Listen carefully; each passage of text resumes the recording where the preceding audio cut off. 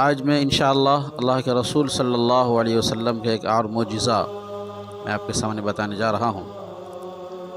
حضور اکرم صلی اللہ علیہ وسلم کو اللہ تبارک و تعالی نے اعلیٰ درجے کا کمال عطا فرمایا تھا، اور کبھی آپ کے کمال معجزہ کے ذریعے ظاہر ہوتے تھے۔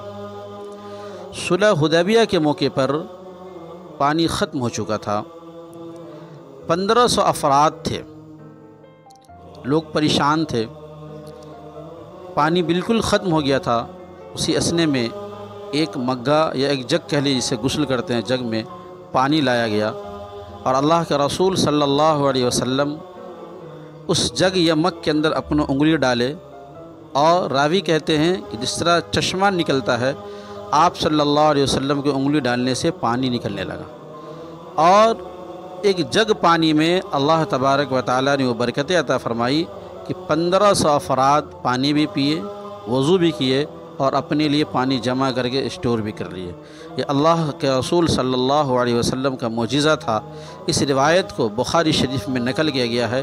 آپ صلی اللہ علیہ وسلم کے بہت سارے بے شمار معجزات ہیں جو اللہ کے رسول صلی اللہ علیہ وسلم سے بہت سارے مواقع پہ اس کا وجود ملتا ہے۔